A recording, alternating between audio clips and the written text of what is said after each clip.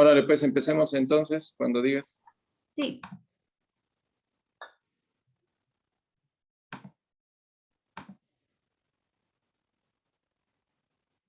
Hola, ¿ya pueden ver mi pantalla? Sí. Muy bien. Hola, buenas noches. Mi nombre es Noemí, residente del primer año de geriatría, y el día de hoy vamos a ver síndrome de intestino irritable. Cualquier duda o pregunta me la hacen saber, por favor. Bueno, como definición, el síndrome de intestino irritable es un trastorno funcional crónico del tracto gastrointestinal que se caracteriza por dolor abdominal crónico y hábitos intestinales alterados en ausencia de una enfermedad orgánica. Y según la definición de Roma 4, es un dolor abdominal recurrente en promedio al menos un día a la semana en los últimos 3 meses, con 2 o más de los siguientes síntomas: relacionado con la defecación, asociado con un cambio en la frecuencia de las deposiciones o asociado con un cambio en la forma, apariencia de las heces.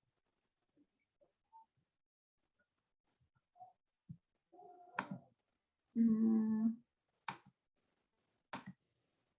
cuanto a la epidemiología, la prevalencia en Estados Unidos es del 3 al 20% y es similar alrededor del mundo. Hay una proporción mayor razón mujer-hombre 2:1, igual en raza blanca o raza negra. Y el síndrome de intestino irritable, ahorita vamos a ver los subtipos que hay, con estreñimiento, sin estreñimiento o mixto, corresponden al 36, 34 y 31% respectivamente, y es más común en Países Bajos como China, Japón, América del Sur e India.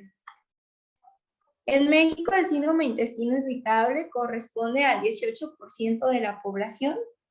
La edad de presentación es alrededor de los 16 a 89% a los 42 años, y el 31% de los pacientes va a consultar algún tipo de gastroenterólogo. ¿Cuáles son los factores de riesgo para presentar síndrome de intestino irritable? Son aquellos, puede haber factores sociales, como son la depresión, acontecimientos vitales adversos, hipocondria, ser del sexo femenino, una gastroenteritis prolongada, el uso de estrógenos en las pacientes posmenopáusicas, uso reciente de antibióticos e intolerancia a los alimentos. En cuanto a los factores psicosociales, sobre todo también influyen factores genéticos o aquellos eventos psicosociales que pueden repercutir en alteraciones del sistema digestivo, una depresión, ansiedad o síndrome de somatización. Y del 40 al 94% de las pacientes sí llegan a tener mucha afectación en la calidad de vida. ¿Cuál es la etiología? Bueno, se dice que cerca del 25% de los pacientes que padecen de este síndrome desarrolla los síntomas después de una enteritis pasada, parcialmente después de o de la ingesta de antibióticos. Esto corresponde a una reacción inmune prolongada y actualmente se discute como algún compañero patógeno. El papel de la microbiota intestinal y las alteraciones también cobran mucha importancia en las últimas investigaciones, así como el posible papel que pueden desempeñar algunos probióticos. Ahora vamos a conocer los subtipos. Tenemos estos 4 tipos de subtipos. Tenemos el síndrome de intestino irritable con estreñimiento predominante, que se caracteriza porque el paciente informa que las deposiciones anormales suelen ser estreñimiento. El síndrome de intestino irritable con diarrea predominante, donde las deposiciones anormales suelen ser diarreicas. El síndrome con hábitos intestinales mixtos, en las cuales las deposiciones suelen ser con estreñimiento y diarrea. Más de una cuarta parte de todas las deposiciones anormales fueron estreñimiento y más de una cuarta parte fueron diarrea. Y aquella que está sin clasificar, en pacientes que cumplen con los criterios de diagnóstico, pero que no pueden clasificarse con precisión en alguno de estos 3 subtipos. Bueno, vamos a ver la diferencia entre síndrome de intestino irritable con predominio de estreñimiento versus estreñimiento funcional. Según los criterios de Roma 4, para el diagnóstico de estreñimiento funcional debe haber presencia de 2 o más de los siguientes criterios. Hacer un esfuerzo excesivo al menos en el 25% de las deposiciones, heces duras al menos en el 25% de las deposiciones que corresponden a un tipo 1 o 2 en la escala de Bristol, sensación de evacuación incompleta igual en un cuarto de las deposiciones, sensación de obstrucción o bloqueo anorrectal al menos en el 25% de las deposiciones, maniobras manuales para facilitar la defecación, menos de 3 deposiciones espontáneas completas a la semana, la presencia de heces líquidas es rara sin el uso de laxantes y no deben de existir criterios suficientes para el diagnóstico de síndrome de intestino irritable.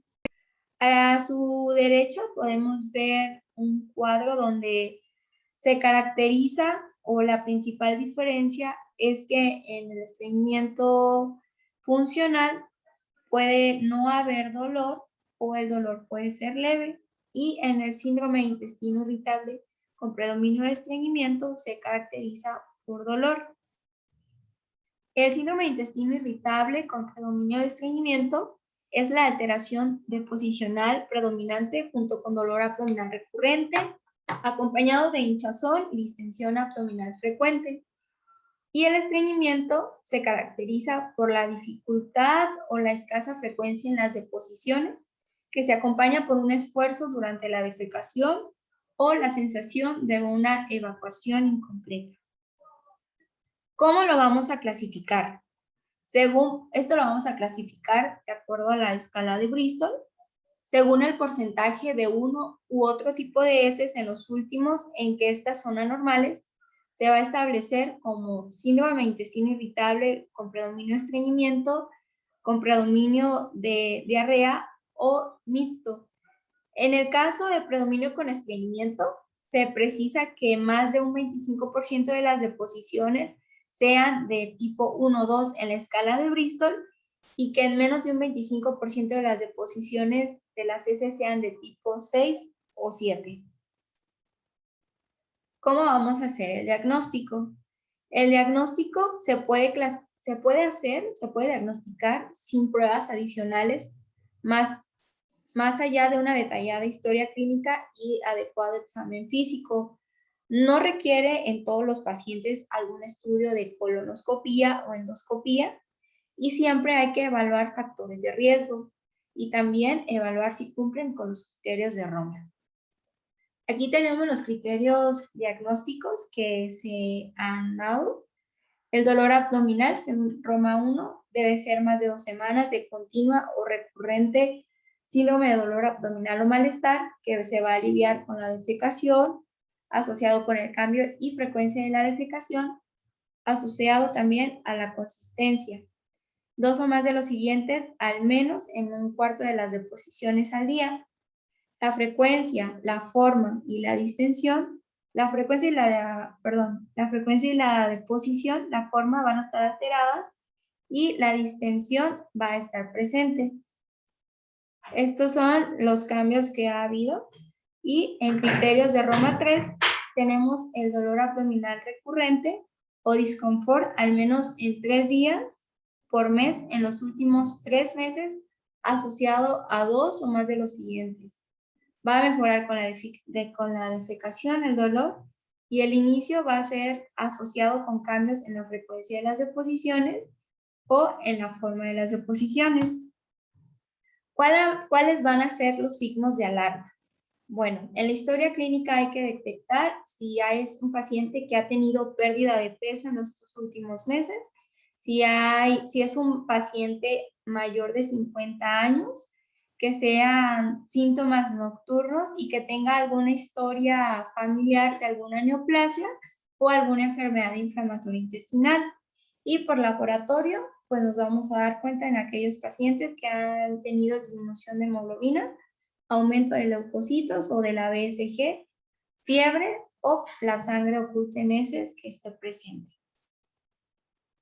Bueno, en cuanto al tema cultural, el día de hoy yo les voy a hablar del ajolote mexicano.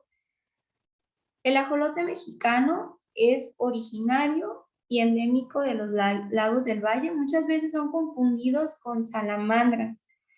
Estos se encuentran en la Ciudad de México y sobreviven principalmente en el lago de Xochimilco. Este fue llamado por los antiguos mexicanos Axolotl, del náhuatl monstruo de agua, y conserva características milenarias de las salamandras, pero es más cercano genotípicamente a las ranas y los sapos. Este ha sido un alimento muy apreciado por su sabor y por las propiedades nutritivas. Lo utilizan, de hecho, para preparar tamales, sopas, guisados, y es aprovechado también en la medicina tradicional, puesto que dicen que tiene muchas propiedades curativas, incluso lo utilizan mucho para lo que son pomadas o infusiones contra padecimientos respiratorios. Sin embargo, de tantos beneficios o tantos usos que le encontraron al ajolote, pues ya se encuentra en peligro de extinción, a tal grado de que ya están protegidos. Es ilegal cazar ya este tipo de animalitos porque pues ya se encuentran en peligro de extinción. Lo curioso de este animalito es de que es uno de los pocos o el único que es capaz o que tiene la habilidad de regenerar desde sus patas, su cola o algunos otros órganos como el corazón y el cerebro. Los ajolotes, a diferencia de otros anfibios, va a conservar sus características de larva o bebé, como sus bronquias y aletas durante toda su vida, y este fenómeno se conoce como miotenia y es muy raro. Van a respirar por otras vías. Los cuernos, por ejemplo, que tienen no son decorativos, son tipo bronquios para nosotros, por donde él también puede respirar. Como lo mencioné, pues ellos se presentan o están principalmente en las aguas de Xochimilco y Chalco, aunque, como les comentaba, la urbanización y el exceso consumo o abuso de uso de estos animales, pues ya hacen que estén en peligro de extinción. E incluso estos animalitos han sido estudiados para ver su regeneración, de dónde viene, cuál es su mecanismo alrededor del mundo, porque pues llama mucho la atención, ¿no? De que pueda regenerarse. Se alimentan, son carnívoros, se alimentan de peces más pequeños, tienen una vida de alrededor de 15 años y como lo mencionaba, siempre suelen tener la misma apariencia, o sea, no envejecen. Bueno, continuando con el síndrome de intestino irritable, vamos con las manifestaciones clínicas. La principal manifestación clínica va a ser el dolor abdominal. Este se presenta hasta el 95% de los pacientes que padecen de síndrome de intestino irritable. Puede ser difuso o localizado. Es más frecuente en mi abdomen inferior e hipocondrio izquierdo, y es de una característica opresiva o punzante de baja intensidad. Lo que caracteriza es que respeta el sueño. Asimismo, se caracteriza por la alteración del hábito intestinal. Va a estar presente en el 90% de los pacientes. Este va a abundar en el síndrome de intestino irritable con predominio de estreñimiento, y en el predominio de diarrea se va a caracterizar por diarrea diurna, semilíquida, con gas abundante y urgencia rectal. El síndrome de intestino irritable, sin embargo, mixto es el más frecuente.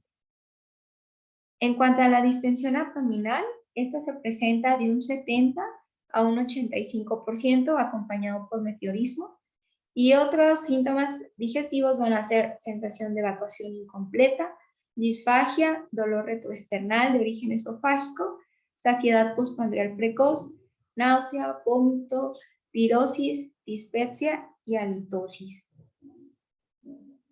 ¿Cuáles son las pruebas diagnósticas?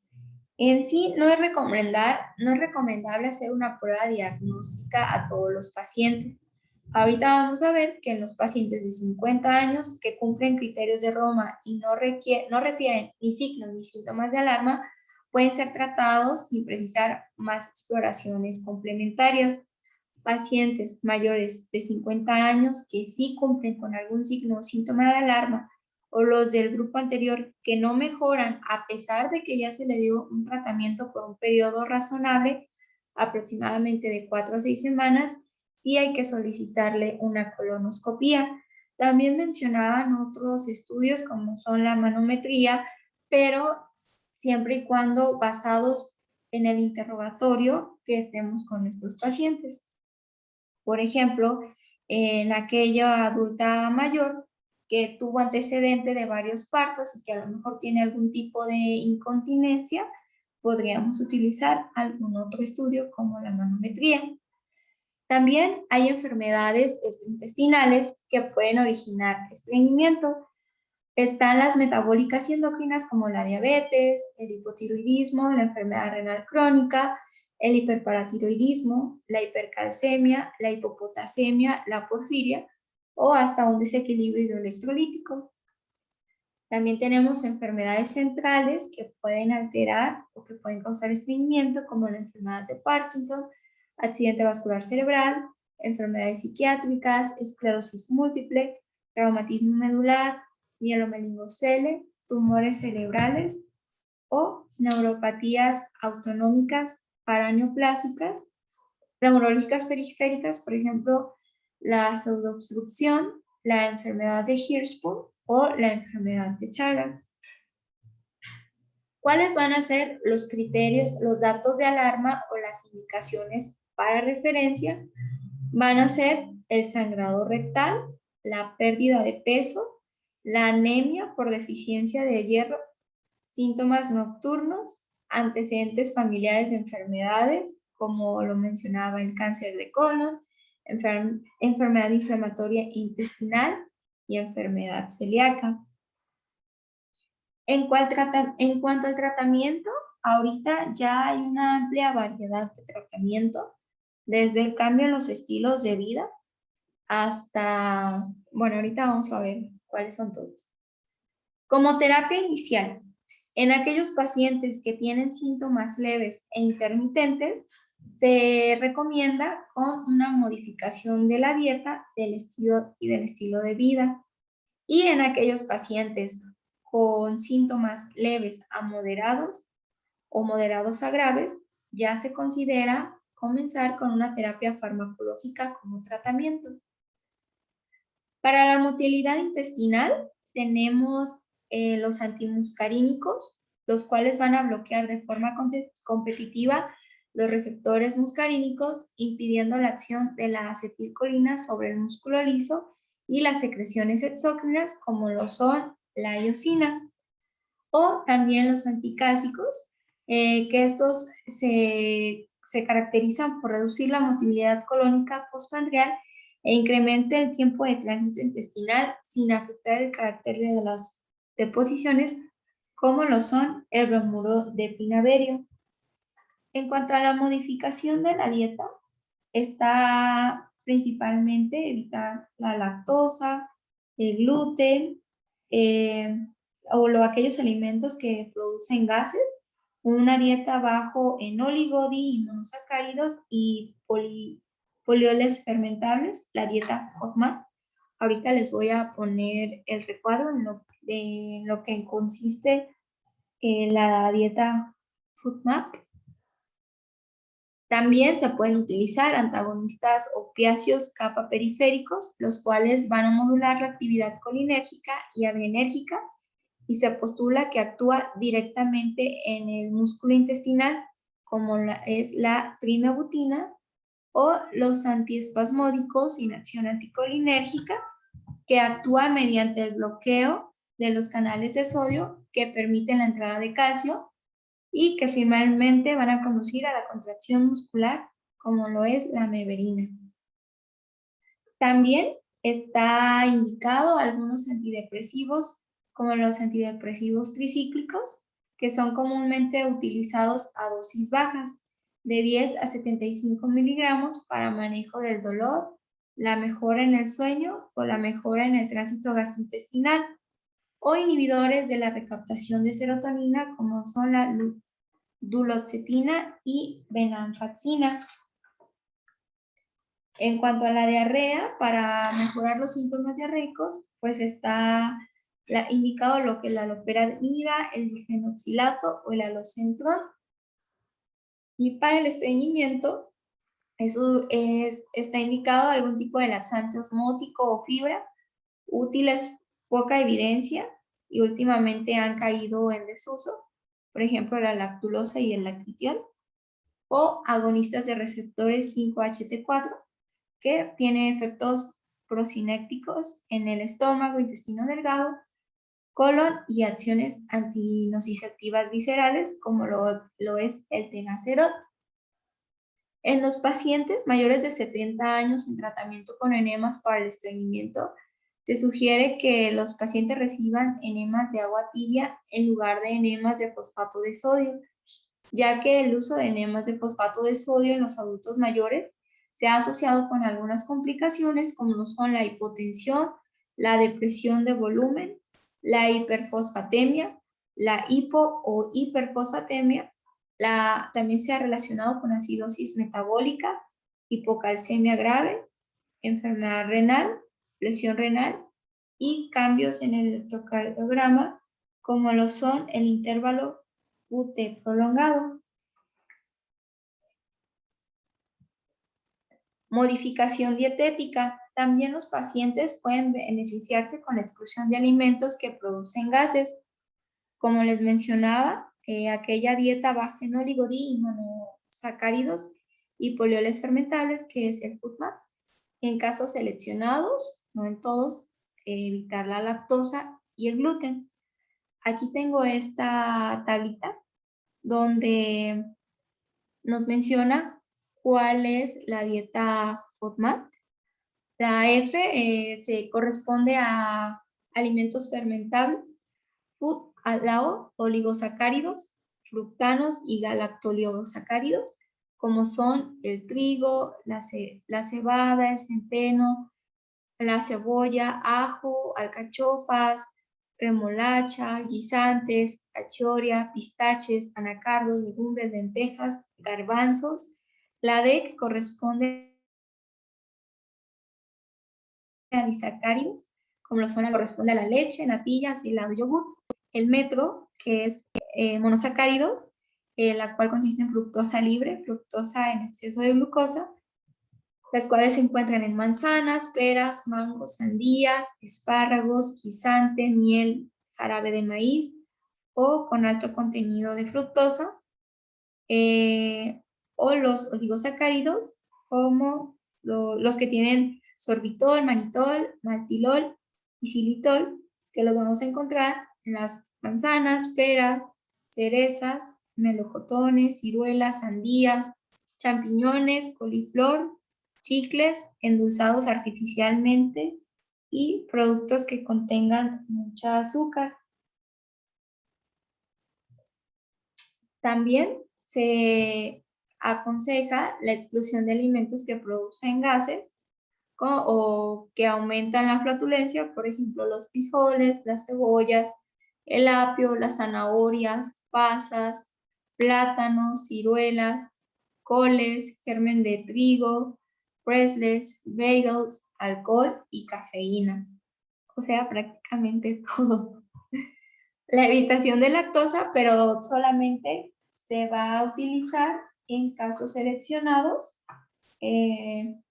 Por ejemplo, los pacientes que son intolerantes a la lactosa también deben someterse a una dieta restringida en lactosa. Se sugiere primero que se haga la prueba en aquellos que se quejan de distensión abdominal persistente a pesar de la exclusión de los alimentos que producen gases.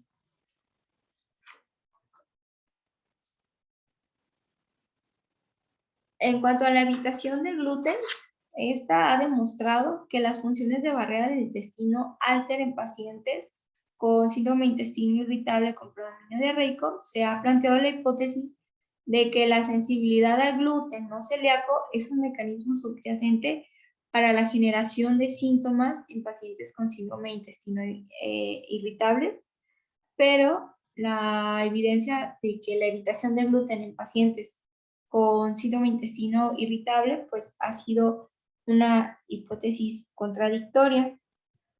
Es posible que con la evitación del gluten sí haya alguna mejoría sintomática, pero esta es más relacionada por la eliminación de la proteína, sino más bien por la reducción de lo que conocemos como fructanos. De hecho, hay varios estudios hay un estudio en donde se practica con 59 pacientes, el cuales fueron asignados a dietas que contenían gluten y fructano, y un grupo placebo que no fueron expuestos al gluten, y se dice que de estos 59 pacientes, 13 sí cumplieron los criterios para Roma 3 y el resto no cumplieron los criterios. Y también los síntomas gastrointestinales y de hinchazón fueron más altos con exposición al fructano en comparación con el gluten. Pero en realidad no hubo una diferencia significativa en este estudio. En cuanto a la prueba de alergias a los medicamentos, el papel de esta prueba pues aún no está claro, pues tampoco existen medios fiables para identificar a estos individuos y pues no vamos a estar picando o hasta encontrar los miles de alérgenos a los que pudiera ser alérgico el paciente. Y también se aconseja una actividad física. Hay un estudio, donde también se estudiaron a 75 pacientes, 38 en el grupo de actividad física y 37 en el grupo control, y después de 2 semanas sí hubo una tendencia en cuanto a la mejora de los síntomas, de la gravedad de los síntomas, en pacientes que sí tuvieron o hicieron algún tipo de actividad física, aquellos que no.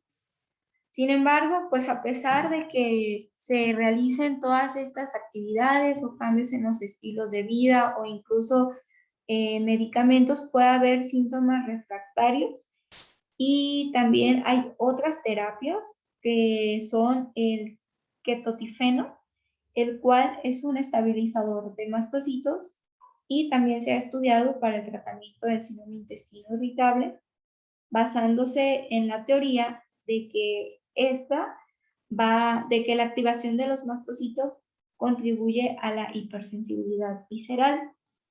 O también está el trasplante de la microbiota fecal, el cual, donde se menciona que hubo un estudio también con 90 pacientes donde se hizo el trasplante de la microbiota.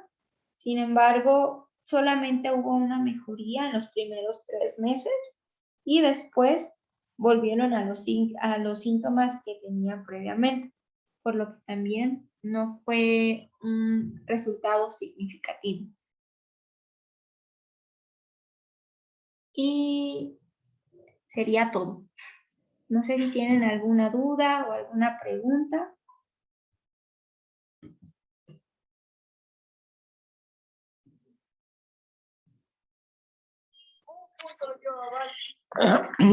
Vamos a ver algún otro apartado de colon irritable. ¿Es pregunta? ¿O nada más esto sería todo? A ver, me quedo con esa duda para ver qué hacemos.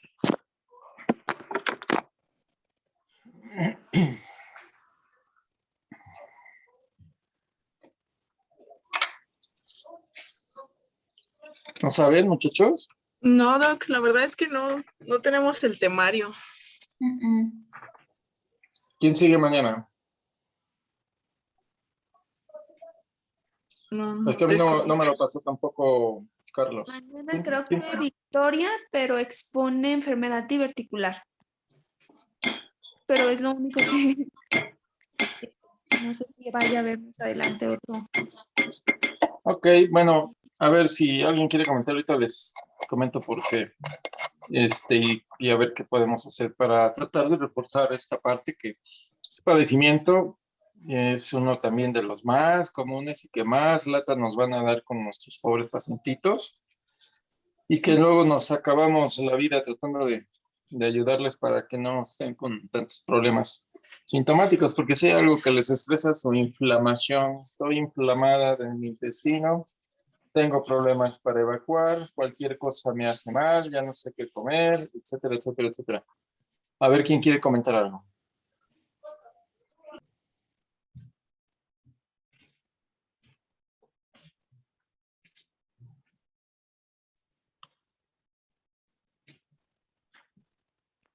Bueno, yo creo que es un es un tema muy complicado, digo, porque, bueno, yo lo que he leído, pues más que nada como que un diagnóstico, como de exclusión, una vez habiendo descartado, este, otras patologías, y más pues en el en el adulto mayor, pues es, un poco complicado. Entonces, mm, sí, yo creo que no es tan fácil eh, de diagnosticar. O sea, bueno, una vez repasando el tema, pues uno diría que, que a lo mejor el diagnóstico va a ser rápido, pero realmente yo creo que es como que más como un diagnóstico de exclusión.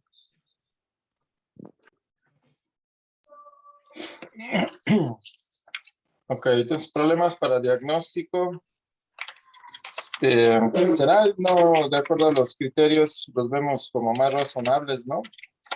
O sea, son de gran ayuda, a eso me refiero. Y es fácil que el paciente te empiece a contar los síntomas. No sé si quieran poner los criterios. Sí los conocían todos, sí los han aplicado. Sí, doc. Es pregunta. Sí. Sí, yo creo que lo más difícil pues sería el manejo, pensar con qué vamos a iniciar, o sea, si ya tenemos como la sospecha y se arma el cuadro, el diagnóstico, o sea, saber si al principio le vamos a iniciar antidepresivos, si los vamos a manejar con antiespasmódicos, cuánto tiempo le dejamos, por ejemplo, el bromuro de pinaverio, a qué horario. Yo creo que eso es de las cosas que a mí se me harían más relevantes comentar, o por ejemplo, ¿qué les funciona más? ¿El bromuro de pinaverio, el bromuro de otolino? Porque es el que he escuchado mucha promoción y como que es lo nuevo. Entonces, no sé realmente en la práctica, Doc, lo del bromuro. O sea, a mí me causa como cuál le funciona a usted mejor. Bueno, estos pacientes. Ajá, es otilonio, ¿no? Bromuro de otilonio. Ajá, sí, sí. Ujú. Y el otro es el pinaverio y tenemos ahí el Libertrin o Debrider, o trimebutina. Tenemos algunos otros. Bueno, pues es una gran arsenal con el que se cuenta realmente. Y ni se diga los naturistas. Aquí pues hay algunos conceptos como muy generales, en los cuales por un lado, si lo que está predominando es mucho dolor, cólico, gases, estreñimiento, se prefiere a los que son antiespasmódicos, pero reguladores del tránsito intestinal, ¿no? Entonces ahí va un poquito más, por ejemplo, el bromuro de pinaverio o el otilonio. Qué Y bueno. si está predominio más de la diarrea, pues seguramente preferiremos darle la trimebutina. Y ya ven que hay muchas combinaciones. Hay combinaciones que traen los antiflatulentos, los que traen los antiácidos. Y bueno, pues se generan muchas condiciones. Por ejemplo, los procinéticos, que aquí otra vez entran las pridas. ¿Cuál de ellos puede llegar a ayudar y cuál no? Todo eso es que es muy complejo la farmacopea de este padecimiento. ¿Qué han visto ustedes? A ver, aquellos que ya fueron por ahí a rotar, ¿qué han visto? ¿Qué oyeron? Ahorita les cuento, sí, mi experiencia también vamos a preguntar al doctor Lascano, que por ahí está.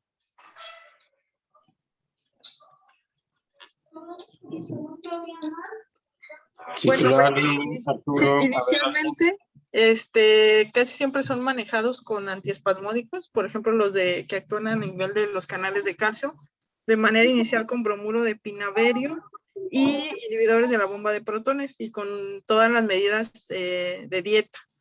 Y después, si no reaccionan, es cuando yo he visto que les agregan ya los antidepresivos.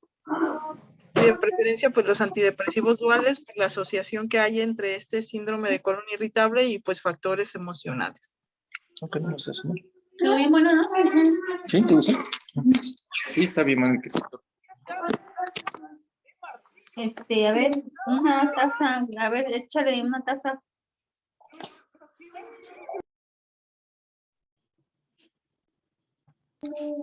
Ok, entonces por ahí ya hubo una pauta a seguir, pero a ver quién más tiene sus opiniones, qué han visto. Díganme cuando menos su experiencia, qué tan frecuente es este síndrome, cómo les va con el apego a la dieta. ¿Ya conocían la dieta FODMAP?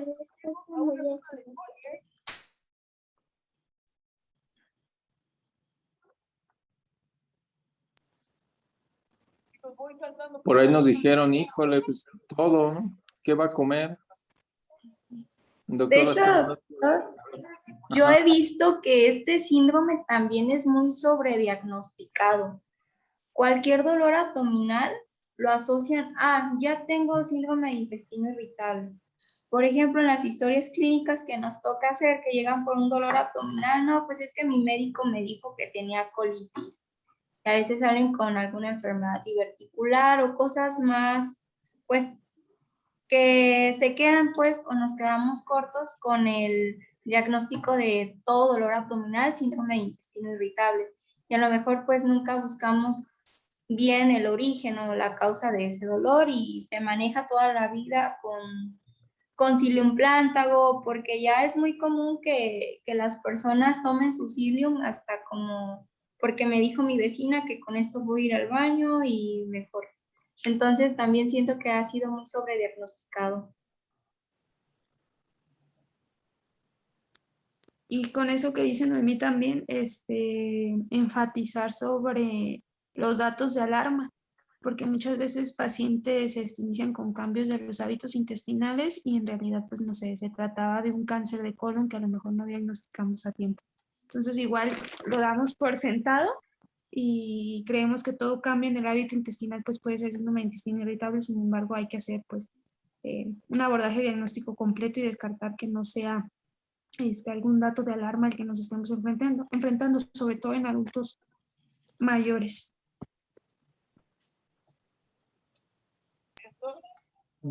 Bueno, cáncer de colon sería un diagnóstico diferencial, ¿verdad?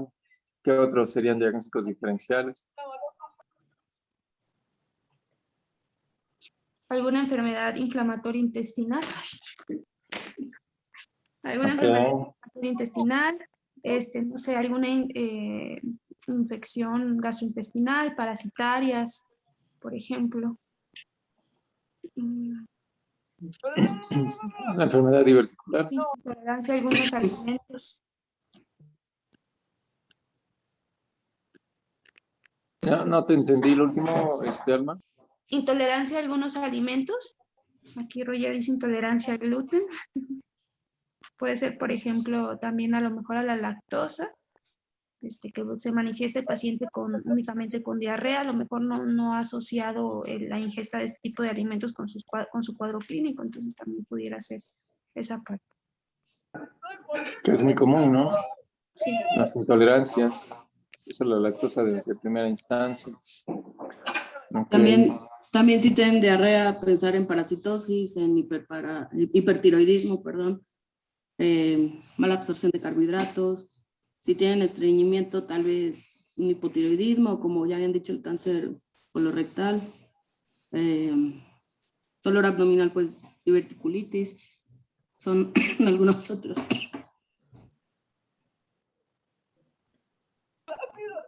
Muy bien.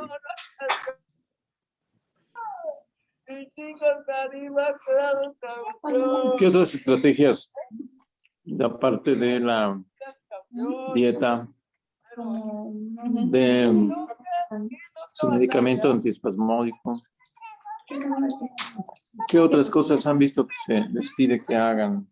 Otro tipo de fármacos, por ejemplo, ¿qué tanto sirven los probióticos, los antibióticos o antisépticos intestinales? ¿Cada cuánto se tendrían que indicar? A ver, De hecho, por ejemplo, en los probióticos, pues por lo general se les indica, o bueno, vi que se les indicaba como un ciclo mensual y no sé hasta qué punto era el efecto placebo para, para la mejoría, pero la mayoría de los pacientes refería que pues, tenían una mejoría leve.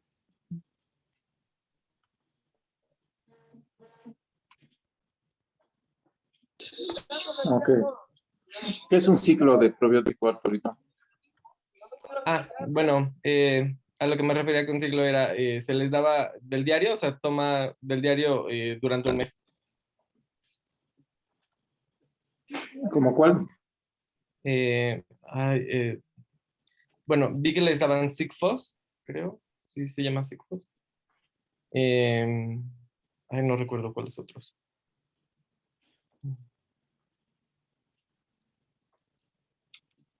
¿Alguien más que haya oído algún otro?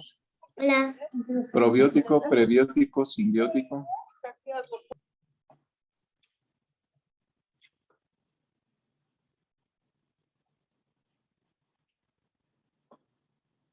Y se da el puro probiótico. Se les da lo que les decía, el antibiótico antiséptico intestinal. ¿Funciona? ¿No funciona? ¿Cómo cuál?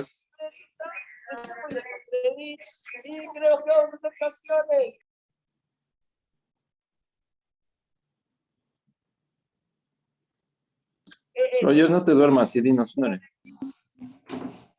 Pues de probióticos, pues realmente no se ha visto así como que muchos estudios están ahí medio, muchos con sesgo, pero lo que más he usado es el que es el Lacteol Fort, que es el que tiene un poquito más de concentración de lactobacilos y de probióticos, y muchas veces se asocia junto con el Sinuberase, porque se hacen como que un poquito más la similitud a la flora intestinal que se tiene de forma normal, no más que sí, como comentó Noemí, que sí fue Noemí, es un síndrome como que está muy sobrediagnosticado. Llega cualquier paciente que le duele la panza, ya tengo colitis y me tomo mi omeprazol para la colitis, cosa que pues, no es así.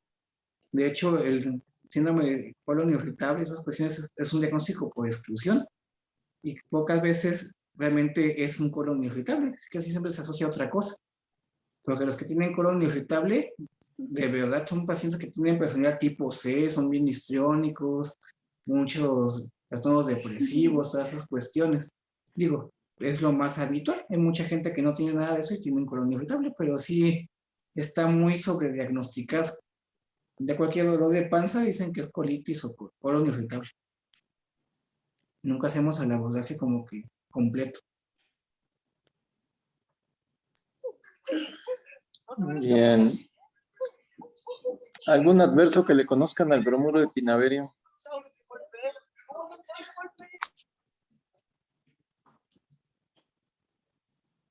Pues en pocas ocasiones puede condicionar un poquito de, como contraproducente que no evacúen, puede condicionar un poquito de alteraciones de la motilidad intestinal y en algunos casos muy rebuscados puede tener alteraciones a nivel del calcio.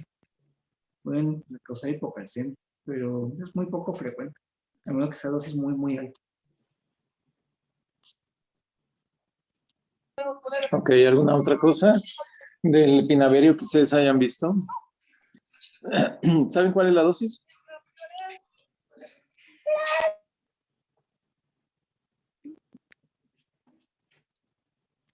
Se supone que va de 150 a 200, con no superando 300, doctor. ¿Cada cuánto se dan? ¿Antes o después de alimentos? Ay. En teoría sería antes, ¿no? De los alimentos. 15 minutos antes de los alimentos. ¿Cuántas veces al día? 3 veces al día. De inicio 3 veces al día en la fase aguda y 2 veces posterior.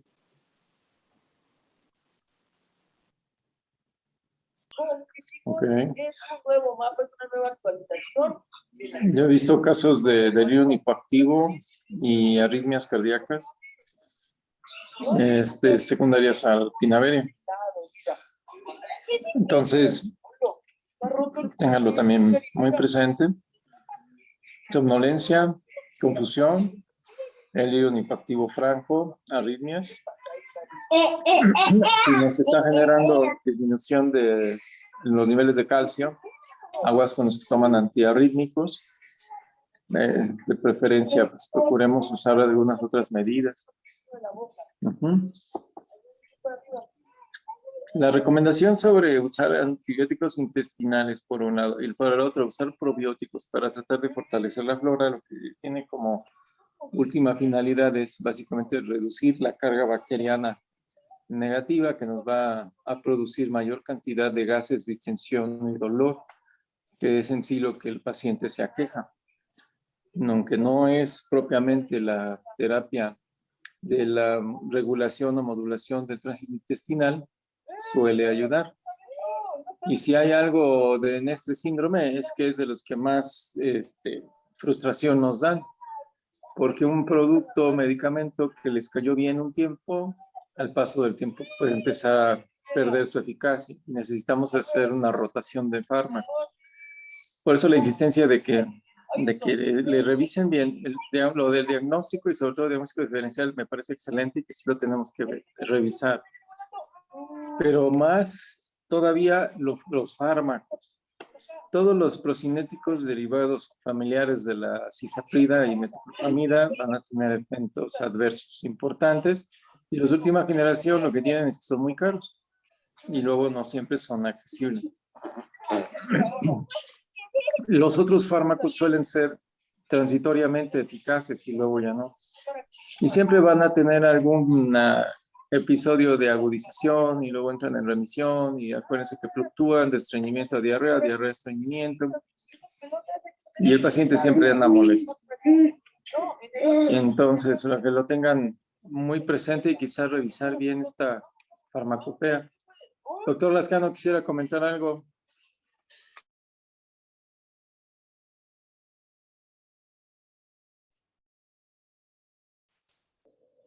Por ahí estaba diciendo, creo que Ana, estabas comentando, ¿no? De los fármacos.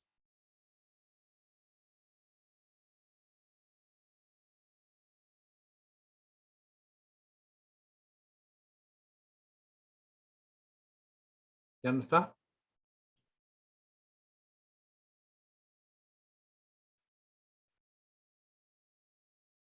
No, ya. Perdón, ¿No está? perdón, doctor, dígame. Es que me moví un momento, dígame. Ah, bueno, o Lupita, creo que también decía de los fármacos. Tú, por ejemplo, hablaban de la trimebutina y del pinaverio. Mira, una ventaja que tiene el pinaverio, ustedes tienen pinaverio en el seguro, ¿no? Seguramente. A ver si vuelve a aparecer. Es que se absorbe poco, esa es una ventaja. La trimebutina también en general tiene efectos, pocos efectos secundarios. Ahora sí agarra la Karin. Lo malo es que a veces los combinan, ¿no? Viene como el Alevian Duo, tienen hasta 2 fármacos o 3 fármacos. ¿Alguien sabe o identifica el mecanismo de acción de estos fármacos? Ahí lo va a activar, chicos. Cuando se le prendan los ojos verdes, quiere decir que ya está listo. ¡Vamos!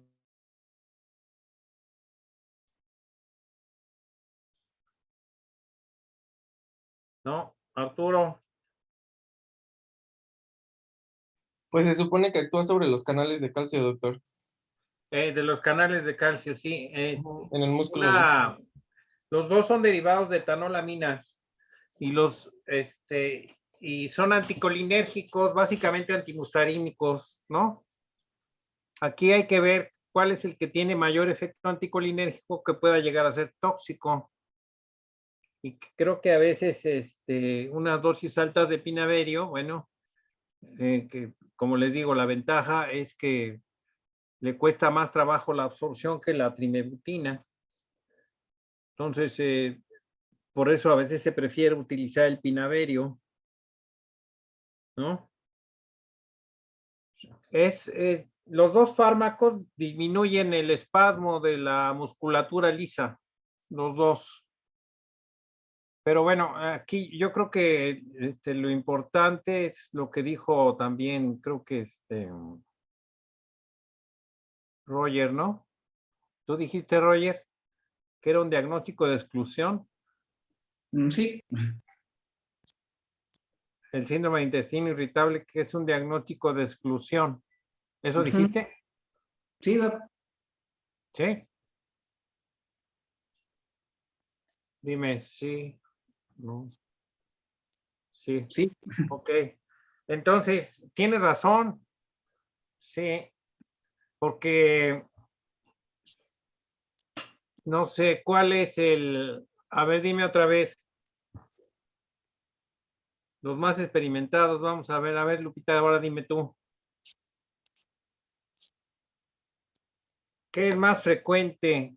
¿Qué enfermedades ves más frecuentemente en los adultos mayores que a veces son tratados como tratamiento del síndrome de intestino irritable? Enfermedades en cuanto al diagnóstico diferencial más frecuentes que has visto. Lo que me ha tocado más es la consulta. Ok. Es intolerancia a la Ajá. lactosa. Muchas veces es algo que como que se nos va un poquito. A ver, déjala hablar, hombre. Ay, perdón, era para Lupita, perdón. Adelante, doctor, usted está bien. No tengo tanta experiencia, pero pues bueno, sí me ha llegado a tocar que tienen alteraciones en la tiroides, sobre todo hipotiroidismo cuando tienen mucho estreñimiento y también diverticulitis, pero Los divertículos, eso. ajá, Los divertículos son muy divertículos. frecuentes. Bien, ¿y qué haces para confirmar el diagnóstico? ¿Todos los mandas a colonoscopía? Pues van 2 apenas que mandé, pero pues no sé, no me ha tocado de regreso. No sé si a mis Sí, compañeros ya les tocó. está bien. No solo por la sospecha de cáncer, sino por la sospecha de enfermedad diverticular. ¿Cómo podrías hacer el diagnóstico de una manera no invasiva? A ver. Con un ATAC, doc. Pues es que la tomografía, ajá, pero pues luego sí es difícil de verla, pero sí, la TAC, como dice Arturo.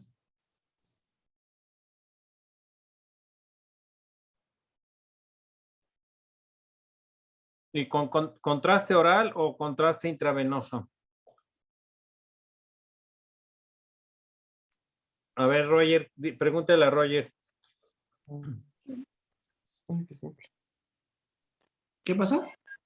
¿Tú pides tomografía simple, contrastada, oral e intravenosa o contrastada solo intravenosa?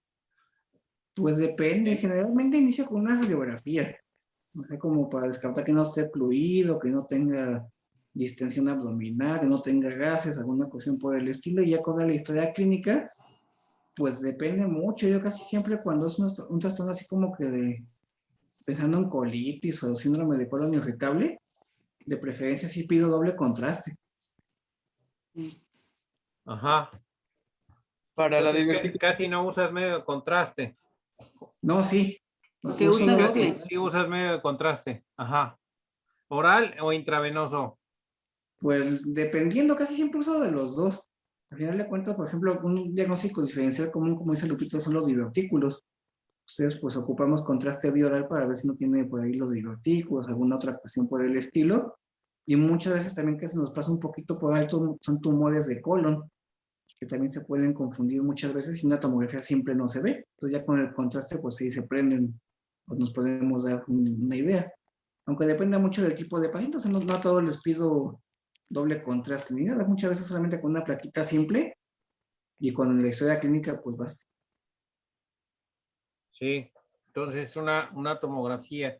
Ahora, si tienes una depuración de menos de 30, Pues también. De hecho, también se vale ahí, o sea, no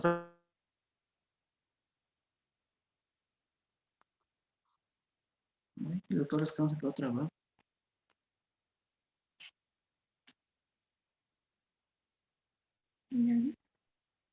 ¿verdad? No lo escuché, ¿no? Como que No se escuchó, como que se quedó trabado. Me quedé como paralizado. Congelado. No, Congelado. No, si tienes una depuración de menos de 30, ¿tú usarías contraste intravenoso o solo contraste oral? Por pues ejemplo, ¿no? la preferencia, pues oral. El oral no va a tener ninguna repercusión a nivel de riñoncito, pero si se ocupa contraste IV, se ocupa calcular pues por fórmula de Terán a ver cuántos son los riesgos de una lesión renal post-contraste o el riesgo de diálisis post-contraste. Aunque se ha visto que es muy bajito, o sea, ya de hecho muchas ya te sugieren que hasta arriba de 1.8 es como cuando tengas cuidado, pero incluso en enfermedades renales y eso se ha visto que es muy bajito el porcentaje. Los riesgos como de, así por un estudio, una tomografía, es como un promedio. Cuando aumenta más los riesgos cuando hacen cateterismos, eso que el cardiólogo les pone casi 1 litro de contraste, pero así para estudios de tomografía casi no tiene tanto riesgo. Ok. Bien. Pues yo creo que sí, eso es importante. Consideren siempre el diagnóstico diferencial y en los mayores de 70 años pues es muy frecuente la enfermedad diverticular, ¿no? Y el valor de la dieta, como dijo Noemí, es muy importante también. Si ponen a cocer, por ejemplo, brócoli y coliflor, pues ya están produciendo más de olerlo, ¿no? Entonces, hay que evitar eso, sobre todo que productos que producen mucho gas, ¿no? Como los dijiste bien en la presentación.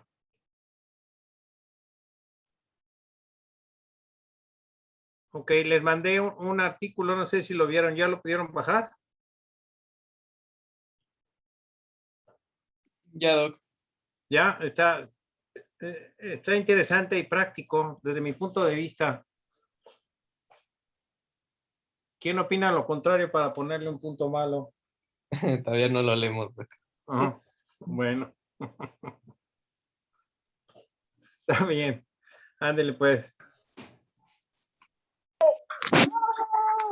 Bueno, pues entonces, yo creo que solamente que por favor repasen con mucho detenimiento los criterios diagnósticos, el diferencial y esa farmacopea, por favor. Sí, es muy, muy importante porque esto también es otra de las cosas que vamos a estar viendo continuamente, la dispepsia del adulto mayor y que todos les van a decir que es colitis y no es así. Desafortunadamente ya tuve un par de experiencias en las cuales se fueron manejadas durante un buen rato, inclusive yo la había visto a la paciente más o menos unos 9 meses antes y los síntomas fueron refractarios, pero bueno, fue conmigo, no regresó y la otra paciente llegó como 3 años después y las dos fallecieron de cáncer de colon. Ajá, pero no es que vaya, pues es que sea la primera causa, ¿no? Pero sí tengan los presentes los diagnósticos diferenciales. Aquellos pacientitos refractarios que no mejoran, pues sí, yo creo que ya se ganan su estudio de imagen y valorar muy bien lo que, como dice Roger, la posibilidad de lesión por contraste y las otras estrategias que se pueden seguir, ¿no? La hiperhidratación, la acetilcisteína, que algunos dicen que sí sirve, otros que no sirve. Yo mejor me amarro el dedo y se la paso, de todos modos, no, si no le hace mal tampoco, perdón, si no le hace bien no le va a hacer mal. Y ya. Bueno, pues muchas gracias a todos y entonces nos vemos mañana. ¿Sale? Gracias. Gracias. Gracias. Bye. Gracias, Roger. Gracias, doctor. Bye.